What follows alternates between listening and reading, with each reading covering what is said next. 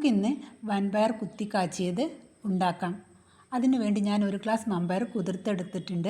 കുതിർക്കാത്ത മൺപയറായാലും കുഴപ്പമില്ല. നമുക്കത് കുക്കറിൽ 3 വിസിലിട്ടാൽ മതി. കുതിർത്തിയത് 1 വിസിലിട്ടാൽ മതി. ഞാനതൊരു കുക്കറിലേക്കിട്ട് കുറച്ച് ഉപ്പും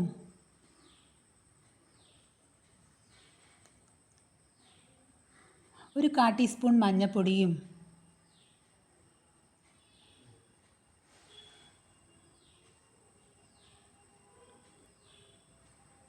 1 കപ്പ് വെള്ളവും ഒഴിച്ച്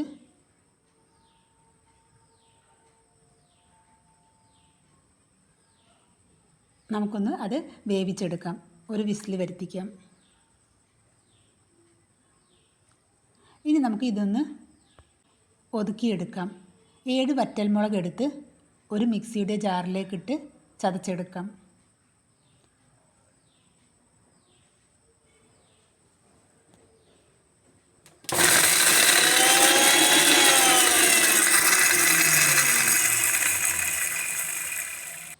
ഇങ്ങനെ ചതച്ചെടുത്തിട്ടുണ്ട്. ഇനി നമുക്കിതിലേക്ക് ഒരു 10 ചെറിയ ഉള്ളി എടുക്കുക. ഉള്ളി കൂടുതലായാലും കുഴപ്പമൊന്നുമില്ല. ചെറിയ ഉള്ളി ഇല്ലാത്തവർക്ക് വലിയ ഉള്ളി എടുക്കുക. ഞാൻ ചതയ്ക്കുന്ന കല്ലിലിട്ട് ചതച്ചെടുത്തതാണ്.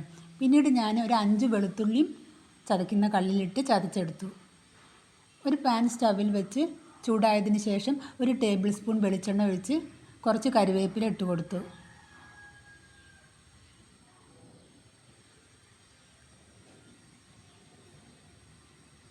പിന്നീട് നമുക്ക് ഇതിലേക്ക് ചതച്ചെടുത്ത വെളുത്തുള്ളിയും ഉള്ളിയും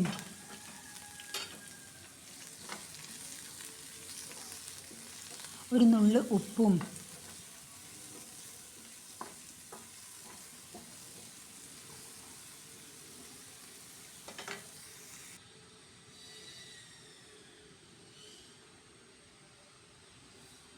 ചതച്ചെടുത്ത മുളകുമിട്ട് നമുക്കൊന്ന് ആ പച്ചമണം പോകുന്നത് വരെ ഒന്ന് വഴറ്റിയെടുക്കാം.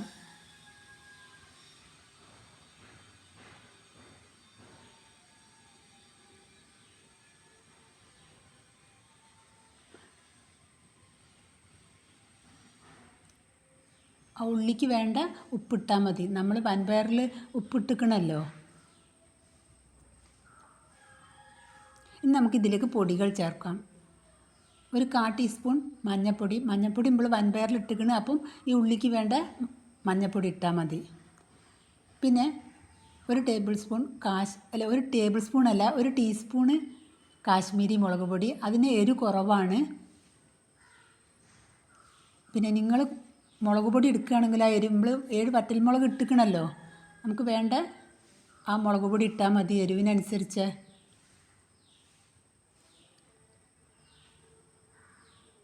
പിന്നെ ഒരു 1/4 ടീസ്പൂൺ ഗരം മസാല.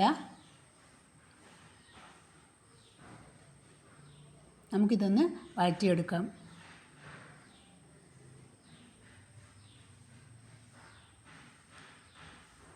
നമ്മുടെ വൻപയർ ഇവിടെ വെന്തിട്ടുണ്ട്. വെന്തിട്ടുണ്ട്. ഇനി നമുക്കത് ആ പാനിലോട്ട് ഒഴിക്കാം.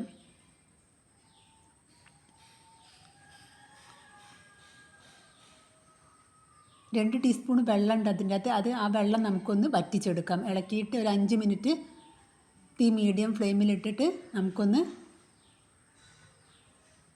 വഴറ്റിയെടുക്കാം. ഉപ്പൊക്കെ വേണമെങ്കിൽ ഈ സമയത്ത് നമുക്ക് ചേർക്കാവുന്നതാണ്.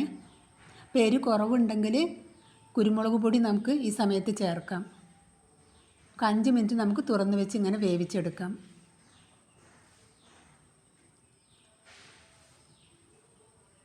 വെള്ളമൊക്കെ വറ്റി ഒന്ന് ഡ്രൈ ആയതിന് ശേഷം നമുക്ക് തീ ഓഫാക്കാം. ഇനി നമുക്ക്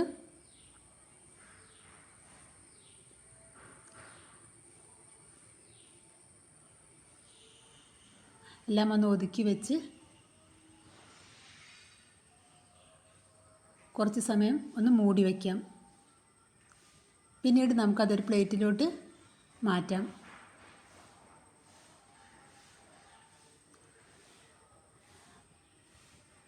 നമ്മുടെ വൻപയർ കുത്തി കാച്ചിയത് ഇവിടെ റെഡിയായി.